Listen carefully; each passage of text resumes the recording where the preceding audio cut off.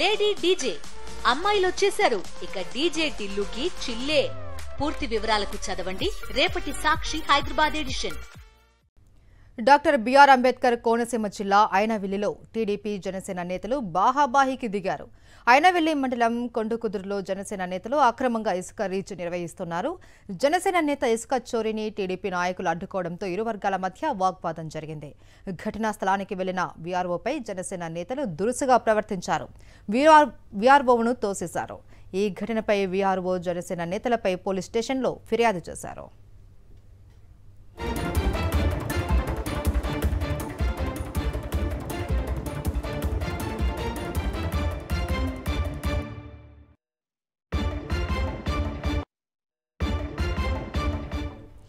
Doctor B R Ambedkar Konaseema జిల్లా ఐనవిల్లిలో TDP Janasena నేతలు బాహాబాహికి దిగారు. దీనికి సంబంధించి పూర్తి సమాచారం మా ప్రతినిధి హరీష్ అందిస్తారు. హరీష్,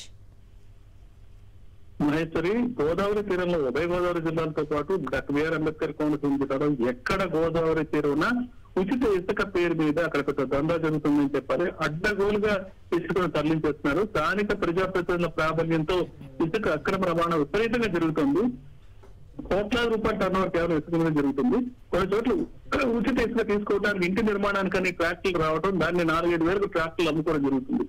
డాక్టర్ బిఆర్ అంబేద్కర్ కోనసీమ జిల్లా ఐనవిల్లి మండలం కొండకుదురులో కూడా పెద్ద ఎత్తున ఇసుక మాతే చెలరైపోతుంది. అక్కడ ఎక్కడ అనుమతులు లేవు. కోనసీమలో ఏ రీచ్ కి అనుమతులు లేకపోయినా సరే దాదాపు 10-15 ప్రాంతాల్లో ఒక్క పీగన్నవరం మండలంలో అనేక ప్రాంతాల్లో గోదావరి తీరవంత ఇసుక తవ్వకాలు ఇసుక మాటే జరిపిస్తుంది. ప్రస్తుతం జరిగిన సంఘటన చూస్తే ఈ ఐనవిల్లి మండలం కొండకుదురు గ్రామంలో ఈ గోదావరి తీరంలో ఇసుక మాతే ఆల్రెడీ ఇసుక అక్రమంగా రవాణా చేస్తుంది. స్థానికంగా టీడీపీ అదేవిధంగా జనసేన మధ్య నాయకుల మధ్య కూడా అక్కడ తీవ్ర విభేదాలు ఉన్న ఇసుక తరలింపుకు సంబంధించి ఇక్కడ ఆధిపత్య పోరు నడుస్తుంది.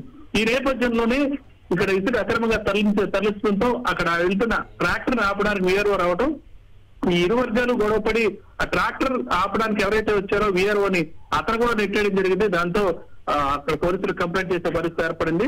అక్కడ చూసుకుంటే ఇసుక మాఫియా దందా చాలా ఎక్కువగా జరుగుతుంది. వీళ్ళంతా కూడా స్థానికంగా ఉండే అధికార పార్టీ నాయకుల ప్రోద్బలంతోనే ఆ ప్రాంతంలో అక్రమంగా ఇసుక రవాణా చేస్తున్నారు. కనీసం అధికారులు కూడా లెక్క చేసే పరిస్థితి లేదు.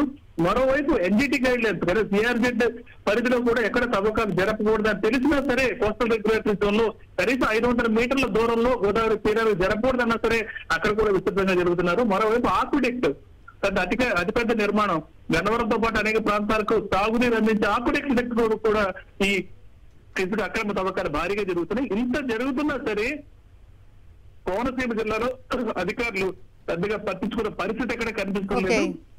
ఋతుమంత్రినే కొన్ని చోట్ల ట్రాక్టర్లు తీసుకొస్తారు మినహా ఇసుక అక్రమ రవాణా మాత్రం ఇప్పటి వరకు ఆగటం లేదు. Maheshwari, right, thank you Harish.